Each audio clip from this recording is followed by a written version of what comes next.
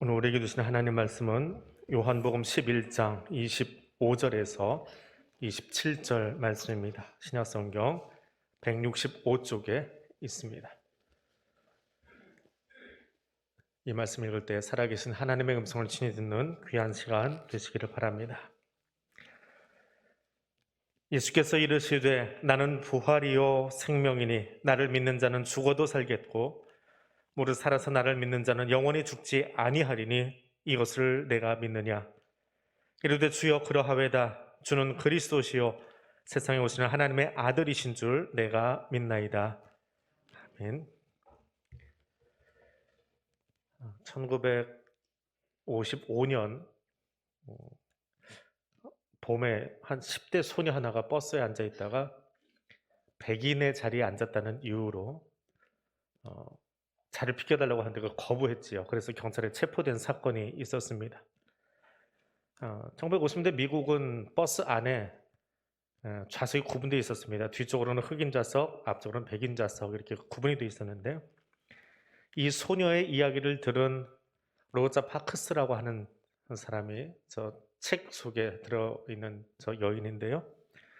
12월 달에 봄에 일어난 사건을 기억하고 있다가 12월 달에 똑같은 방법으로 흑인 자리에 앉아 있지 않고 백인 자리를 옮겨와서 작성을 하고 있었습니다.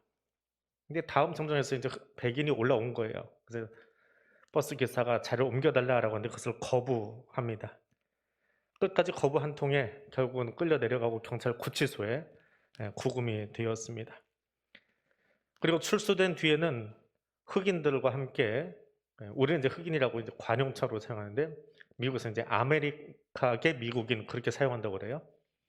이 흑인들과 함께 버스 승차 거부 운동을 벌입니다. 당시 버스 승객의 60%가 흑인이었다고 그래요. 돈이 없으니까 자가용이 없는 거지요. 그럼 버스 회사는 재정난을 겪겠지요. 근데 버스만 힘든 게 아니라 자가용이 없는 흑인들은 걸어 다녀야 돼요. 한 달에 그 질이 좋지 않았던 당시에 신발이니까 질이 좋지 않은 신발을 2번씩 새 신발로 갈아 신어야 되는 그런 고통스러운 시간을 겪었다고 합니다. 그런 이 로자 파커스의 이야기가 좀 더 대중화되고 미국 전역의 소식이 될 즈음 이 흐름을 가지고 연설을 한 유명한 목사님이 있지요. 마틴 루터 킹 목사입니다. 갑자기 시작한 것이 아니라 그 봄부터 아주 오래전부터 시작되어 왔던 이야기를 마지막으로 던진 이야기. 여러분, 나에게는 꿈이 있습니다. 함께 어우러지는 그 꿈 말입니다. 그리고 380여일 동안 지속된 이 운동 끝에 1956년에 미국은 흑백 통합 버스 제도를 입법화시킵니다. 버스 안에 자리 구분을 없앤다라고 하는 것이지요. 그리고 이 로자 파커스의 이야기는 지금도 미국 법조계와 정치계 안에 굉장히 중요한 신념으로 작용을 합니다. 소수자의 이야기 혹은 탄압받는 어떤 사람들의 이야기를 할 때 이 로자 파커스의 이야기를 끌어올려서 같이 버무려 이야기하는 것이 습관이 되었고 중요한 철학이 되어버린 그런 사건입니다. 2005년 92세 나이로 로자 파커스가 죽습니다. 그녀의 장례식에 전 미국 국무장관인 콘돌리자 라이스 아시지요? 흑인 여성이면서 미국 국무장관까지 올라간 굉장히 출세한 사람인데 이분이 축사를 했어요. 조사를 했죠. 조사에 그녀가 없었다면 나는 국무장관이 될 수 없었을 겁니다. 라고 말하였습니다. 생명은 변화를 낳습니다. 오늘 우리는 그 이야기를 말씀 속에서 함께 묵상하려고 합니다. 사도 요한을 통해서 전해주시는 나사로의 소생 이야기, 부활이라기보다는 지금은 죽었으니까요. 살아났다 다시 죽었죠. 소생 이야기, 그것을 묵상하려고 합니다. 자주 읽었고 또 보았던 본문이기에 이미 아는 내용들이 가득할지 모르겠습니다. 그래서 오늘은 새로운 것을 듣는다라고 하기보다는 우리가 이미 알고 있는 것을 되새김질하는 시간이다라고 생각하시며 말씀을 들으면 좋겠습니다. 요한복음 11장은 베다니에 사는 병자 나사로가 있다라고 하는 말로 시작을 합니다. 그는 예수님과 아주 각별한 사이였습니다. 나사로가 병들었을 때 3절에서는 이렇게 표현합니다. 주여 보시옵소서, 사랑하시는 자가 병들었습니다. 그렇게 말할 정도로 마음이 각별한 사이였지요. 또 요한은 5절에서 예수도 본래 그들을 사랑하였다라고 증언합니다. 정말 각별한 사이입니다. 근데 각별하긴 한데, 사랑하는 나사로가 병들었다라고 했을 때, 아프다라고 했을 때 예수님은 병문안을 가지 않으셨습니다. 가서 기도라도 해주고 기억해주면 좋을 텐데 그렇게 하지 않으셨습니다. 그러면서 하시는 말씀이, 이는 다 하나님의 아들이 영광을 받게 하기 위함이다 라고 말씀하십니다.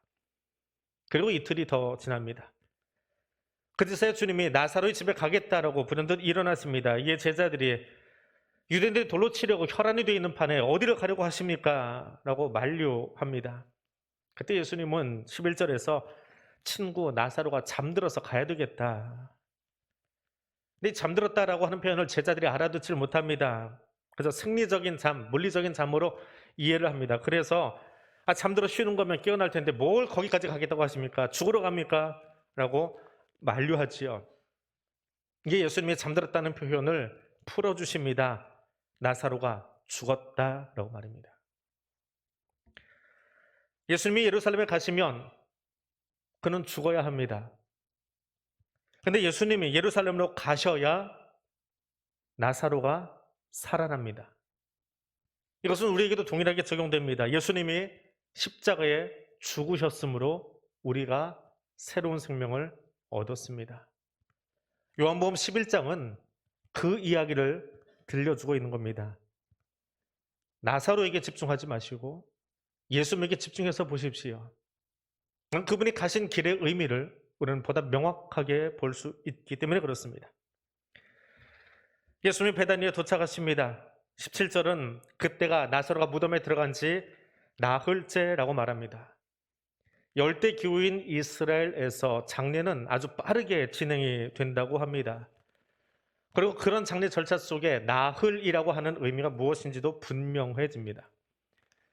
누군가 장례가 나면 유대인들은 그 가족에게 찾아가서 옷을 찢고 슬픔을 표시합니다. 그리고 장례 절차 중에 돌아가신 분과 내가 미처 하지 못했던 용서의 시간, 사과의 시간, 이렇게 못해서 미안해, 이거 용서해 줬으면 좋겠어 라고 고인과 이야기하는 시간을 갖는다고 그래요.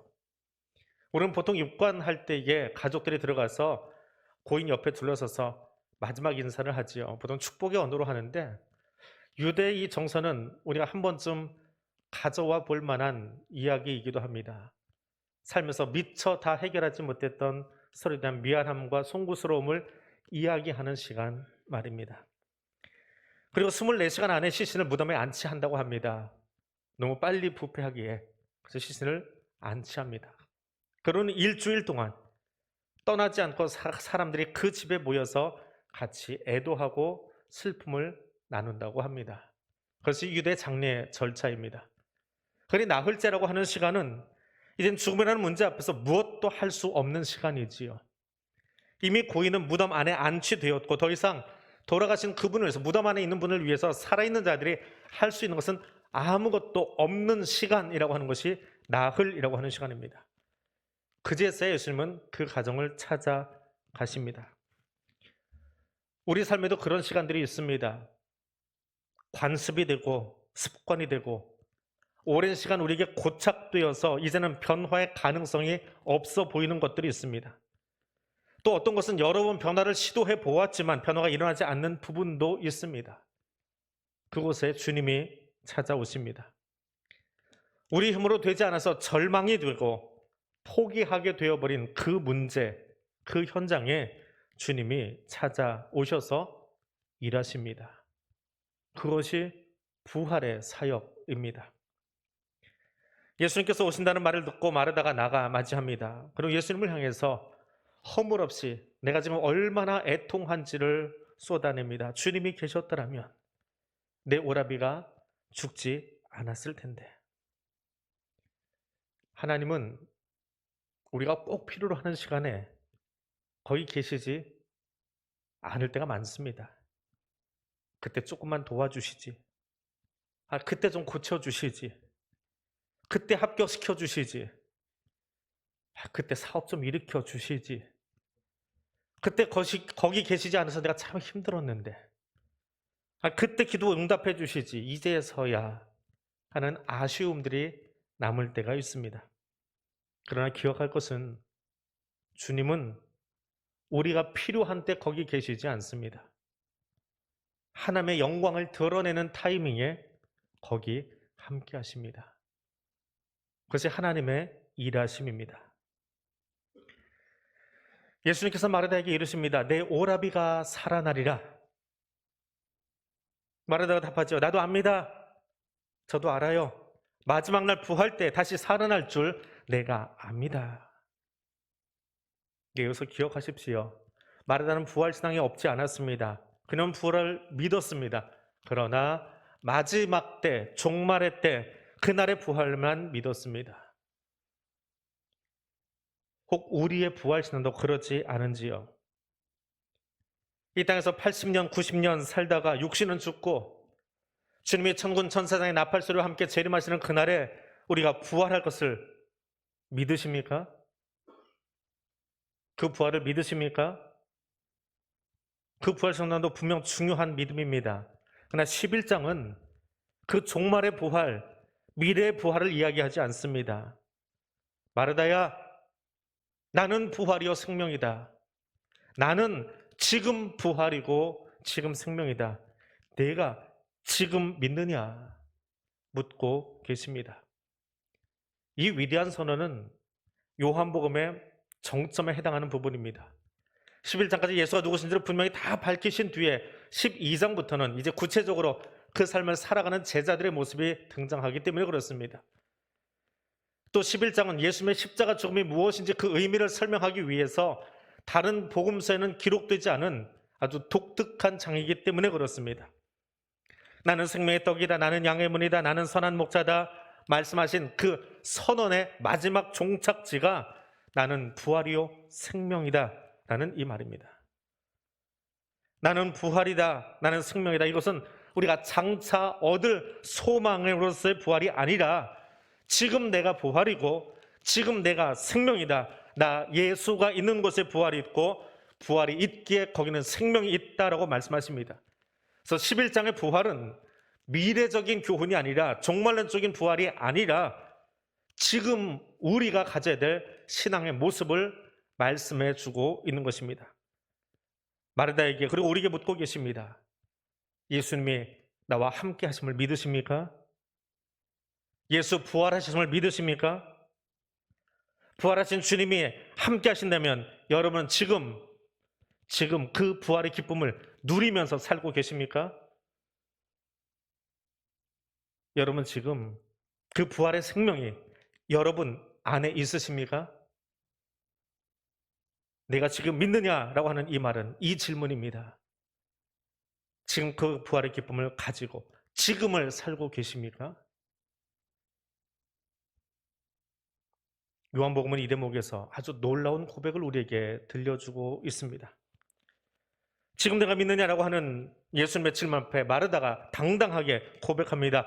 주는 그리스도시요 세상에 오시는 하나님의 아들이신 줄 내가 믿습니다. 이 고백이 왜 놀라운 고백이라고 제가 표현했을까요?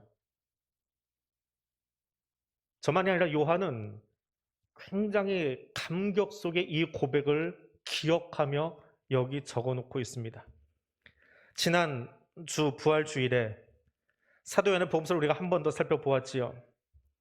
사도 요한은 예루살렘 교회 리더였던 베드로의 고백이 아니라 나는 경험해야 믿을 수 있습니다라고 하는 도마의 고백을 기록했다라고 지난주에 함께 나누었습니다. 사실은 이 사실조차도 도마의 고백을 올려놓은 것조차도 1세기 교회에게는 굉장히 파격적인 일입니다. 왜냐하면 예루살렘 교회의 실질적인 리더가 이미 순교했겠지요. 연대적으로. 그렇지만 그의 정신이 살아있고 그의 아직 그 파워가 남아있는 예루살렘 교회 안에서 도마의 신앙 고백을 인용해서 복음서를 기록한 것은 파격입니다. 지금도 로만 캐톨릭은 베드로의 교황권을 가지고 계속 교황제가 유지되고 있을 정도니까 말입니다. 그런데 더 놀라운 것은 요한복음의 분수령이라 할 수 있는 전반부를 마무리하는 바로 이곳에서 나사로의 살아남이라고 하는 이 소식보다, 이 기사보다 더 중요한 것, 주는 그리스도시요 하나님의 아들이십니다라고 고백한 사람이 누구예요? 마르다라는 사실입니다. 여성을 바라보는 시선이 있습니다. 지금도 이렇게 둘러보면 여자가 더 많아요. 교회는, 한국 교회는 여자가 훨씬 많습니다. 예배 인원이. 여러분과 함께 사는 아내, 혹은 지금 옆에 계신 여자분들 바라보면 어떤 마음으로 보이십니까? 1세기의 중동, 여자 둘 셋이 모여서 우리가 이거 보았습니다, 이게 사실입니다라고 증언해도 증언으로 인정되지 않습니다. 여자는 그냥 그간의 물건이기 때문에 그렇습니다. 앞에서 이야기했던 선진국이라 일컫는 미국이요, 흑인 인권 운동의 분수령이 된 놀라운 그 사건, 버스 안에 흑과 백이 섞여 앉아라라고 하는 법을 만들어버린 그것이 1950년대입니다. 그런데 1970년대까지 선진국인 미국은 법으로 여성이 투표권을 갖지 못했습니다. 1970년, 제가 태어나고도 한참 지난 시간인데요. 제가 초등학교 다닐 시간이지요. 근데 그때도 여성은 주택을 내가 선택할 수 없습니다. 남편이 주거지를 선택한 뒤에 여기로 이사 가자 하면 여자는 따라가야 한다는 법적 조치가 있었다고 합니다. 지금은 상상할 수 없죠. 임산부는 고용주가 합법적으로 해고할 수 있도록 명문화되어 있었습니다. 은행에서 신용거래를 할 때 여성은 자기 이름으로 된 신용카드를 만들지 못했다고 합니다. 1970년대 미국의 모습입니다.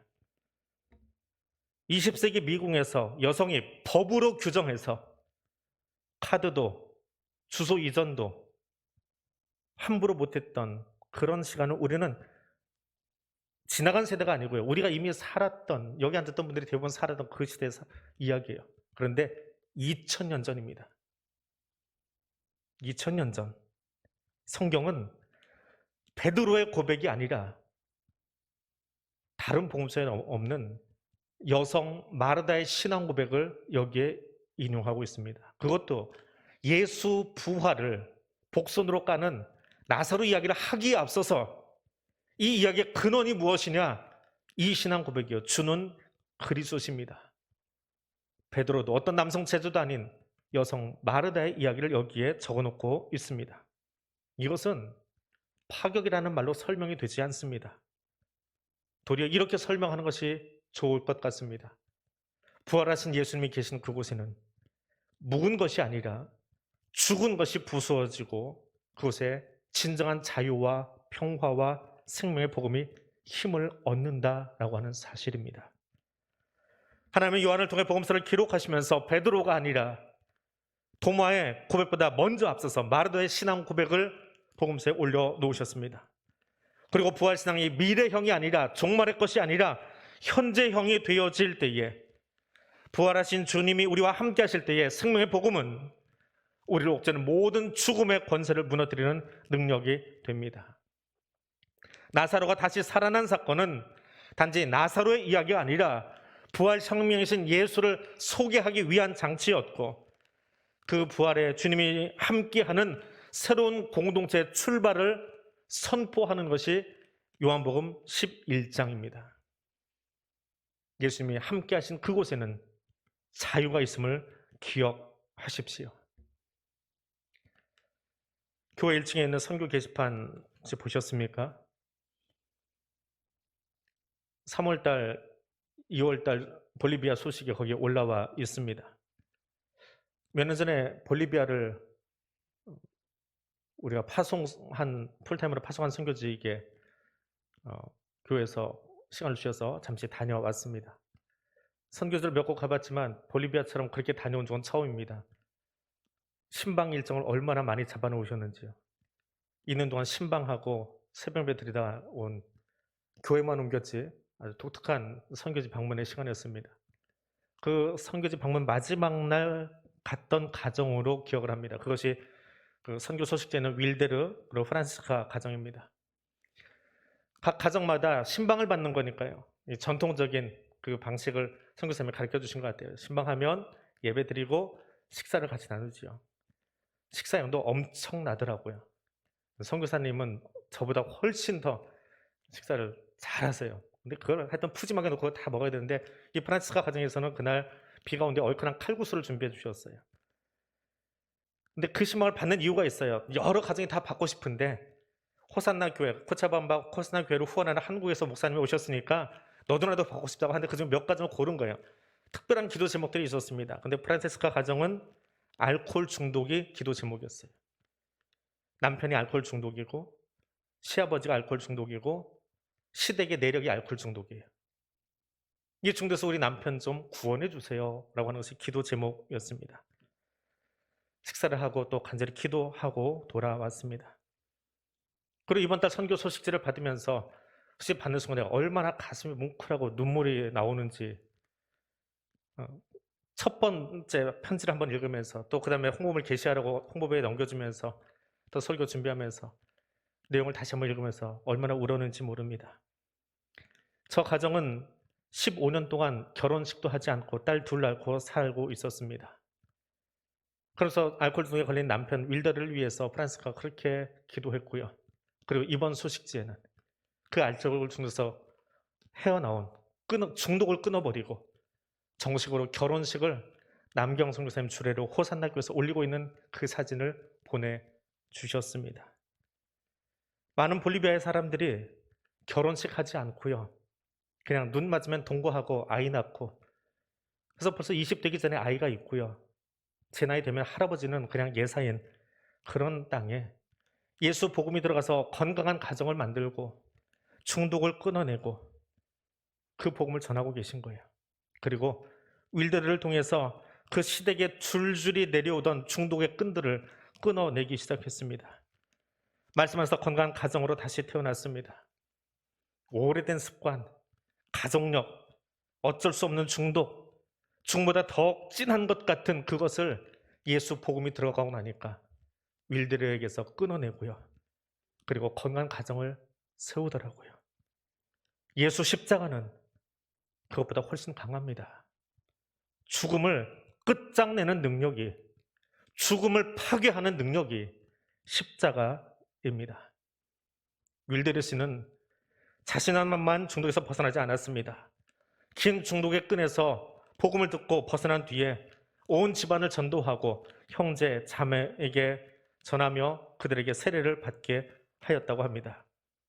그리고 3월에는 예수 믿지 않던 삼촌이 예수를 구주로 영접하고 근데 건강이 너무 악화되어서 교회로 걸어 나올 수 없어서 병상 세례를 받았다고 합니다.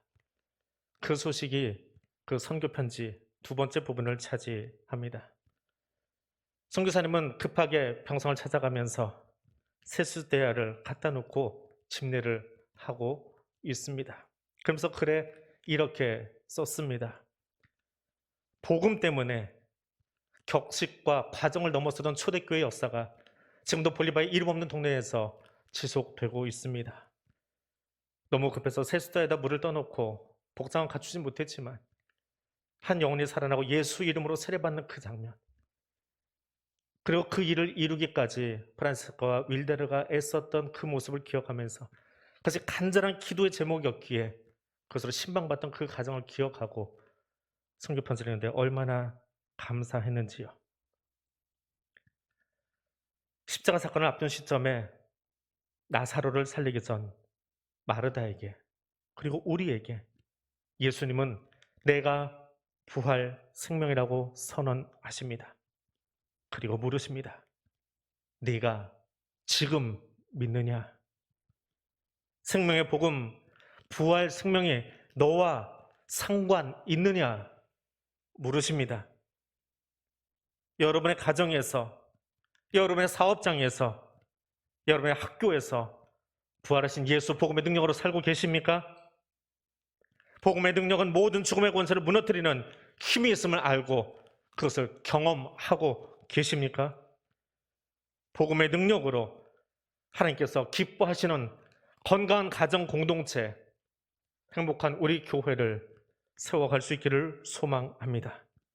그리고 생명을 잃어버린 이 땅과 가정과 가족을 위해서 우리의 가장 긴박한 기도 제목으로, 가장 긴급한 기도 제목으로 이렇게 올려드리고 그곳에 생명의 역사가 나타나도록 애쓰고 수고하는 저와 여러분 될 수 있기를 소원합니다.